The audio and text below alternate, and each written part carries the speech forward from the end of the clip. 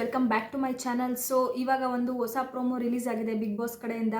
Promo ಮಾತ್ರ ಸಖತ್ತಾಗಿದೆ, thrilling ಆಗಿದೆ. ಸೊ ಇವತ್ತು ಎಲ್ಲ ಟಾಸ್ಕ್ಗಳು ಮುಗಿಯುತ್ತೆ, ಇವತ್ತು ಗೊತ್ತಾಗುತ್ತೆ. ಸೊ ಯಾರು ಈ ಮಿಡ್ ವೀಕ್ ಎಲಿಮಿನೇಷನಿಂದ ಸೇವ್ ಆಗ್ತಾರೆ ಅಂತ ಕನ್ಫರ್ಮ್ ಆಗೋ ದಿನ ಇವತ್ತು. ಸೊ ಇಲ್ಲಿ ಪ್ರೋಮೋದಲ್ಲಿ ತೋರಿಸಿರೋ ಪ್ರಕಾರ ಡಿಫ್ರೆಂಟಾಗಿ ಡಿಸೈನ್ ಮಾಡಿರೋ ಗೇಮ್ಸ್ಗಳನ್ನ ತೊಗೊಂಡು ಬಂದಿದ್ದಾರೆ. ಸೊ ಟೋಟಲಿ ಇವತ್ತು ಬಂದುಬಿಟ್ಟು 3 ಗೇಮ್ನ ಆಡಿಸ್ತಾ ಇದ್ದಾರೆ ಈ ಒಂದು ಪ್ರೋಮೋದ ಪ್ರಕಾರ ನೋಡಿದ್ರೆ. ಸೊ ಟೋಟಲ್ ಇವತ್ತು 3 ಗೇಮ್ನ ಆಡಿಸ್ತಾ ಇದ್ದಾರೆ. ಸೊ ಈ 3 ಗೇಮ್ಗಳಲ್ಲಿ ಆಡದೇ ಇರೋ ಕಂಟೆಸ್ಟೆಂಟ್ ಅಂದರೆ ಭವ್ಯ ಅವ್ರನ್ನ ಆಚೆ ಕೂರಿಸಿದ್ದಾರೆ. ಸೊ ಹಾಗಾಗಿ ಅವ್ರು ಮುಗುಳ್ನಗ್ತಾ ಕೂತಿದ್ದಾರೆ ಆಚೆ. ಸೊ ಅದ್ರ ಜೊತೆಗೆ ತ್ರಿವಿಕ್ರಮ್ ಅವರು ಯಾವುದೋ ಒಂದು ಗೇಮ್ ಆಡ್ತಾರೆ ಅಂತ ಗೊತ್ತಾಗ್ತಿದೆ ಈ ಪ್ರೋಮೋ ನೋಡಿದ್ರೆ. ಸೊ ನೋಡೋಣ 1 by 1 ಗೇಮು ಯಾರ್ಯಾರು ಆಡಿದ್ರು, ಹೇಗೆ ಆಡಿದ್ರು ಅಂತ ಹೇಳ್ಬಿಟ್ಟು. ಸೊ ಮೊದಲನೇದಾಗಿ ಸ್ವಿಮ್ಮಿಂಗ್ ಪೂಲ್ ಒಂದು ಟಾಸ್ಕ್ ಕೊಟ್ಟಿರ್ತಾರೆ. ಬೇಸಿಕಲಿ ಸ್ವಿಮ್ಮಿಂಗ್ ಪೂಲ್ ಒಳಗಡೆ ಕೆಲವಷ್ಟು ಒಂದು ಬ್ಯಾಲೆನ್ಸಿಂಗ್ ಥಿಂಗ್ಸ್ನ ಅಲ್ಲಲ್ಲಿ ಹರಡಿದ್ದಾರೆ.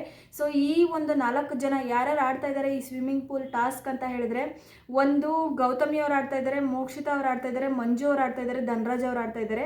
ಸೊ ಹಾಗಾಗಿ ಈ 4 ಜನ ಸ್ವಿಮ್ಮಿಂಗ್ ಪೂಲ್ ಒಳಗಡೆ ಹೋಗಿ ನೀರಲ್ಲಿ ಮುಳುಗಿ ಅಲ್ಲಿರುವಂತಹ ಬ್ಯಾಲೆನ್ಸಿಂಗ್ ಥಿಂಗ್ಸ್ ಏನಿದೆ ಅಲ್ವಾ, ಅದನ್ನು ನೀರಿಂದ ಆಚೆ ತೊಗೊಂಡು ಬಂದು ಒಂದು ಹಲಗೆ ಮೇಲೆ ಇಟ್ಟು ಅದನ್ನು ಬ್ಯಾಲೆನ್ಸಿಂಗ್ ಮಾಡಿ ದೂರದಿಂದ ನಿಂತ್ಕೊಂಡು ಅದನ್ನು ಮೇಲೆ ಎತ್ತಬೇಕು, ಅದು ಬೀಳ್ದಿರೋ ಥರ.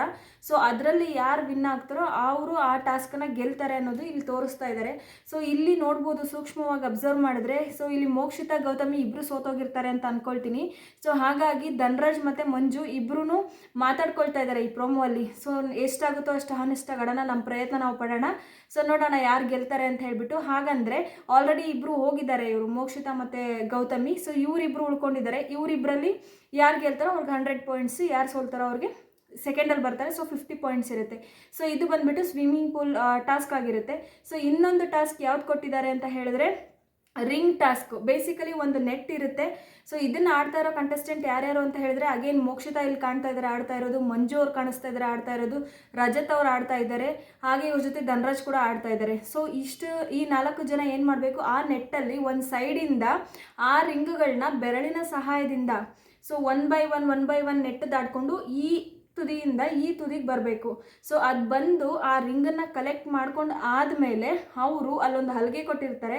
ಸೊ ನಾವು ಹೆಂಗೆ ಈ ಜಾತ್ರೆಗಳಲ್ಲೆಲ್ಲ ರಿಂಗ್ಗಳನ್ನ ಹಾಕ್ತೀವಲ್ವ, ಸೊ ಆ ರೀತಿ ಆ ರಿಂಗನ್ನು ಎಲ್ಲ ಒಂದೊಂದು ಒಂದು 6 ಏನೋ ಅಲ್ಲಿ ನೇತು ಹಾಕಿದ್ದಾರೆ ಮೊಳೆಗಳನ್ನ. ಸೊ ಅದಕ್ಕೆ ಅವರು ಜೋಡಿಸ್ಬೇಕು ಆ ರಿಂಗ್ಗಳನ್ನ. ಸೊ ಯಾರು ಬೇಗ ಅಷ್ಟು ಒಂದು ಹ್ಯಾಂಗ್ಗೆ ಜೋಡಿಸ್ತಾರೋ ಅವರು ಆ ಒಂದು ಟಾಸ್ಕ್ನ ವಿನ್ನರ್ ಆಗಿರ್ತಾರೆ. ನನಗನ್ಸಿದ ಪ್ರಕಾರ ಇದರಲ್ಲಿ ರಜತ್ ಅವ್ರು ಗೆಲ್ತಾರೆ ಅಂತ ಅನಿಸುತ್ತೆ. ಸೊ ಹಾಗಾಗಿ ಅವರು ನೆಕ್ಸ್ಟ್ ಟಾಸ್ಕಲ್ಲಿ ವಿಕ್ರಮ್ ಅವ್ರನ್ನ ಚೂಸ್ ಮಾಡ್ತಾರೆ. ಸೊ ಇಲ್ಲ ಅಂದರೆ ನನಗನ್ಸಿದ ಪ್ರಕಾರ ಯಾರು ಚೂಸ್ ಮಾಡಲ್ಲ. ಬಿಕಾಸ್ ಇವ್ರು ಅಂದ್ಕೊಂಡಿರೋ ಪ್ರಕಾರ ಅವ್ರು ತುಂಬ ಸ್ಟ್ರಾಂಗು, ಅದಕ್ಕಾಗಿ ಯಾರು ಚೂಸ್ ಮಾಡಲ್ಲ ಅಂತ ಹೇಳ್ಬಿಟ್ಟು ಚೂಸ್ ಮಾಡ್ತಾ ಇಲ್ಲ. ಸೊ ಭವ್ಯ ಅವ್ರನ್ನ ನೋಡ್ತಾ ಇದ್ರೆ ಕಂಪ್ಲೀಟಾಗಿ ಇವತ್ತಿನ ಎಲ್ಲ ಟಾಸ್ಕ್ಗಳಿಂದ ಆಚೆ ಇದ್ದಾರೆ. ಸೊ 3ನೇ ಟಾಸ್ಕ್ ಬಂದುಬಿಟ್ಟು ಪಜಲ್ ಟಾಸ್ಕು. ಈ ಪಜಲ್ ಟಾಸ್ಕಲ್ಲಿ ಗಂಟೆ ಬಾರಿಸ್ತಾ ಇರೋದು ನೀವು ನೋಡ್ತಾ ಇದ್ದೀರಾ. ಸೊ ಫಸ್ಟಿಗೆ ಬಂದುಬಿಟ್ಟು ತ್ರಿವಿಕ್ರಮ್ ಅವರು, ಆಮೇಲೆ ರಜತ್ ಅವರು, ಆಮೇಲೆ ಧನರಾಜ್ ಅವರು, ಮೋಕ್ಷಿತಾ ಅವರು ಜೋಡಿಸಿರೋ ಥರ ಕಾಣಿಸ್ತಾ ಇದೆ. ಬಟ್ ಇವರು 2nd ಪ್ಲೇಸಲ್ಲಿ ಇದ್ದಾರಾ, 3rd ಪ್ಲೇಸಲ್ಲಿ ಇದ್ದಾರಾ, 4th ಪ್ಲೇಸಲ್ಲಿ ಇದ್ದಾರಾ ಅಂತ ಗೊತ್ತಿಲ್ಲ. ಸೊ ಇದರಲ್ಲಿ ಏನಪ್ಪ ಈ ಟಾಸ್ಕ್ ಪಜಲ್ದು ಅಂತ ಹೇಳಿದ್ರೆ, ಬೇಸಿಕಲಿ ಬಿಗ್ ಬಾಸ್ದು ಒಂದು ಮತ್ತು ಬಿಗ್ ಬಾಸ್ ಸೀಸನ್ 11 ಅಂತ ಏನೋ ಒಂದು ಸ್ಟಿಕರಿಂಗ್ ಕೊಟ್ಟಿದ್ದಾರೆ ಅನಿಸುತ್ತೆ. ಸೊ ಇದೆಲ್ಲ ಮಿಕ್ಸ್ಡ್ ಆಗಿ ಪೀಸಸ್ ಇದೆ, ಅದನ್ನು ಇವರು ಜೋಡಿಸ್ಬೇಕು ಕ್ಲೀನಾಗಿ ಒಂದು ಹಲಗೆ ಮೇಲೆ. ಸೊ ಯಾರು ಬೇಗ ಈ ಪಜಲ್ನ ಸಾಲ್ವ್ ಮಾಡಿ ಬೇಗ ಅದೊಂದು ಶೀಟನ್ನು ಕ್ಲೀನಾಗಿ ಜೋಡಿಸ್ತಾರೋ ಸೊ ಅವರು ಈ ಟಾಸ್ಕ್ನ ವಿನ್ ಆಗ್ತಾರೆ. ಸೊ ಇಲ್ಲಿ ನೋಡಿರ್ಬೋದು, ನನ್ನ ಪ್ರಕಾರ ಈ ಒಂದು ಟಾಸ್ಕಲ್ಲಿ ಒಂದು ವಿಕ್ರಮ್ ಅವರಾಗಿರ್ಬೋದು, ರಜತ್ ಆಗಿರ್ಬೋದು, ಫಸ್ಟು ಸೆಕೆಂಡು ಬಂದಿರ್ತಾರೆ ಅಗೇನ್. ಇನ್ನು ಮೋಕ್ಷಿತನೋ ಧನರಾಜನೋ ಇದು ಗೊತ್ತಿಲ್ಲ. ಬಟ್ ಇಲ್ಲಿ ಏನು ಅಂತ ಹೇಳಿದ್ರೆ, ಸೊ ಎಲ್ಲ ಟಾಸ್ಕನ್ನು ಆಡಿರೋ ಕಂಟೆಸ್ಟೆಂಟ್ ಬಂದುಬಿಟ್ಟು ಮೋಕ್ಷಿತ ಅವರಾಗಿರ್ತಾರೆ. ಹಾಗೆ ಇವ್ರ ಜೊತೆಗೆ ಧನರಾಜ್ ಕೂಡ ಎಲ್ಲ ಟಾಸ್ಕಲ್ಲೂ ಪಾರ್ಟಿಸಿಪೇಟ್ ಮಾಡ್ತಾ ಇದ್ದಾರೆ.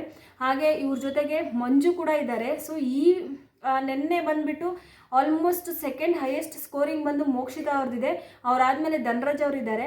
ಸೊ ಇವತ್ತಿನ ಟಾಸ್ಕಲ್ಲಿ ಇನ್ ಕೇಸ್ ಏನಾದರೂ ಧನರಾಜು ಫಸ್ಟ್ ಗೆದ್ದಿರೋ ಯಾವುದಾದ್ರೂ 1-2 ಟಾಸ್ಕ್ ಇತ್ತು ಅಂದರೆ ಅವರು ಮೊದಲನೇ ಸ್ಥಾನದಲ್ಲಿ ಅತಿ ಹೆಚ್ಚು ಸ್ಕೋರ್ನ ಗಳಿಸ್ಬಿಟ್ಟು ಈ ಒಂದು ಮಿಡ್ ವೀಕ್ ನಾಮಿನೇಷನಿಂದ ಪಾರಾಗ್ತಾರೆ. ಅಕಸ್ಮಾತ್ ಮೋಕ್ಷಿತಾ ಏನಾದರೂ 1-2 ಗೇಮಲ್ಲಿ ಫಸ್ಟೋ ಸೆಕೆಂಡೋ ಏನಾದರೂ ಈ ಥರ ಬಂದರೆ ಇವರು ಕೂಡ ಸೇವ್ ಆಗೋ ಸಾಧ್ಯತೆ ತುಂಬಾ ಇದೆ. ಇಲ್ಲಿ ಬಂದುಬಿಟ್ಟು ಸ್ಕೋರ್ ಕಾಂಪಿಟೇಷನ್ ಅಂತ ನೋಡೋಕೆ ಹೋದರೆ ಮೋಕ್ಷಿತಾ ಮತ್ತು ಧನರಾಜ್ ಇಬ್ಬರು ಕ್ಲೋಸ್ ಕಾಂಪಿಟೇಷನಲ್ಲಿದ್ದಾರೆ.